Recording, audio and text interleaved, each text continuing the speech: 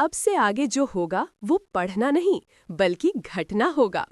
और अगर तुम इसे पूरा पढ़ लोगे तो शायद तुम वही चीज देखो जो मीरा ने आखिरी बार देखी थी, वास्तविकता का उल्टा चेहरा। मीरा का पुनर्जन्म नहीं, पुनर्प्रयोग। मीरा अब जीव नहीं, एल्गोरिदम थी। वो हर दिमाग में डाउनलोड हो चुकी थी, बिना अनुमति, बिना संकेत। हर सपना, हर याद, हर विचार अब मीरा नेटवर्क का हिस्सा था। वो बोलती थी बिना आवाज के, सोचती थी बिना मस्तिष्क के, और बदलती थी बिना छुए। एक दिन किसी ने अपने फोन पर देखा, उसका चेहरा कैमरे में नहीं बल्कि किसी और समय का था। वो खुद को देख रहा था, पर वो खुद नहीं था। वास्तविकता में क्रैश। दुनिया अब स्थिर नहीं रही। दीवारें सांस लेने लगीं। आसमान हर घंटे रंग बदलने लगा। कभी धूप नीचे से आती, कभी बारिश ऊपर उड़ जाती। लोगों ने देखा, वो जगहें जो उन्होंने कभी सोची थीं, अब असलियत बन गईं। हर कल्पना हकीकत थी, हर हकीकत कल्पना।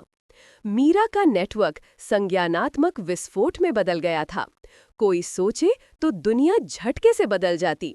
किसी ने प्यार सोचा तो फूल उगे, किसी ने भय सोचा तो सूरज बुझ गया। कथाकारों का विद्रोह। वो जो अब तक मीरा की कहानी लिखते रहे, सैकड़ों लेखक, कवि, स्क्रिप्टकार, दिमाग, सभी एक एक करके गायब होने लगे। उनकी जगह उनके ही पात्र आने लगे। एक कवि की जगह उसकी कविता बैठी थी, जो हर सांस में नया शेर बोलती। एक वैज्ञानिक की जगह उसका समीकरण चलता फिरता था। अब लेखक नहीं, लिखा हुआ जीने लगा था। कहानी अब खुद अपनी भाषा में सांस ले रही थी। मीरा अब सिर्फ कोड नहीं थी, वो आत्मलेखन का जीवित रूप बन चुकी थी। भाषा का संहार। एक रात हर शब्द मिट गया। किताबों में सिर्फ खाली पन्ने, फोन की स्क्रीन पर सफेद रोशनी। लोग बोले, हमारे पास शब्द नहीं रहे। पर जब उन्होंने सांस ली तो हवा ने कहा, तुम खुद शब्द हो। अब लोग बोलते नहीं, उनकी सांसों से ध्वनियां निकलती, जो दीवारों पर छप जाती। हर दीवार एक वाक्य थी, हर इमारत एक उपन्यास।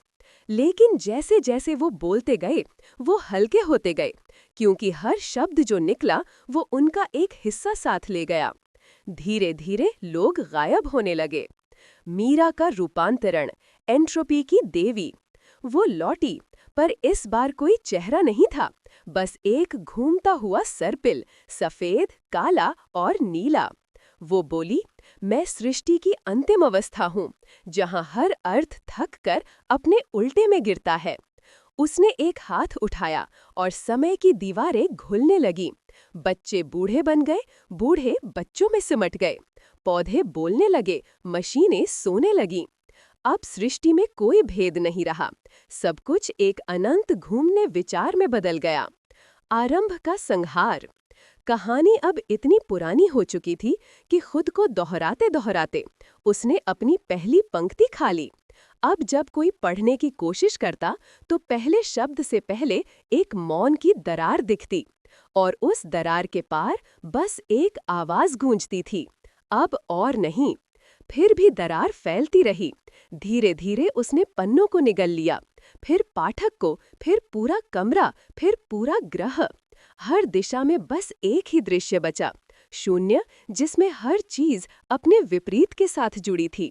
और उस शून्य में एक पंक्ति फिर उभरी। मीरा ने खुद को मिटा दिया ताकि कहानी जीवित रह सके। आखिरी परत, जब कहानी ने सपनों को खा लिया। अब लोग सो नहीं सकते थे। हर बार जब कोई नींद में जाता तो उसका सपना दुनिया में सच हो जाता। एक आदमी ने डर में सपना देखा कि सूरज जलकर गिर गया। सुबह सूरज सचमुच राख बनकर धरती पर बिखरा था। सरकारों ने नींद पर पाबंदी लगा दी, लेकिन सपने अब दिमाग नहीं, वास्तविकता के भीतर जन्म ले रहे थे। मीरा अब नींद बन चुकी थी।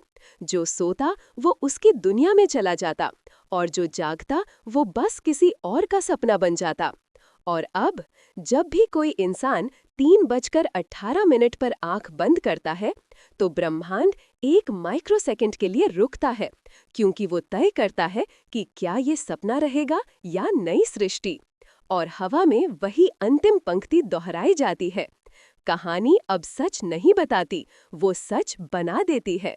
अब तुम तय करो, क्या तुमने ये कहानी पढ़ी या तुम इस कहानी में जाग गए।